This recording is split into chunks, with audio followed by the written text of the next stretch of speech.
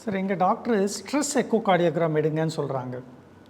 உண்மையிலே இந்தியாவில் மிக குறைந்த இருதய மருத்துவர்கள் தான் ஸ்ட்ரெஸ் எக்கோ கார்டியோகிராம் பண்ணுறாங்க. ஏன்னா ட்ரெட்மில் பண்ணிவிட்டு இமீடியட்டாக படுக்க வச்சு எக்கோ பண்ணிடுவாங்க.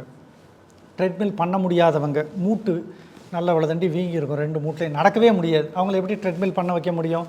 இல்லை காலை இழந்தவர்கள், ஆக்சிடெண்ட்னால், போலியோ அட்டாக்கால் பாதிக்கப்பட்டிருப்பவர்கள், இல்லாட்டி காலில் புண் வந்து டயபெட்டிஸ்னால் நடக்க முடியாதவர்கள், வயதானவர்கள் மற்றும் காலில் வந்து புண் இருக்கக்கூடியவங்க, இந்த மாதிரி உள்ளவங்களுக்கு ஸ்ட்ரெஸ் எக்கோ பண்ணுவாங்க. என்ன பண்ணுவாங்கன்னா, இந்த கான்செப்ட் என்னென்னா, ஹார்ட் ரேட்டை ஃபாஸ்ட்டாக இன்க்ரீஸ் பண்ணிவிட்டு இருதய அந்த கன்ட்ராக்ஷன் எப்படி இருக்குது, இதுக்கு டொபுட்டமின் அப்படின்னு ஒரு இது உண்டு, அதை வந்து சலைனில் போட்டு உடலில் அந்த ஐவி லைன் கொடுத்து அதில் செலுத்திட்டு அந்த டோஸ் பேஸ்டாக எக்கோ கார்டியோகிராம் பண்ணி இருதய இரத்த குழாய் அடப்பை கண்டுபிடிக்கிறது தான் ஸ்ட்ரெஸ் எக்கோ கார்டியோகிராம்.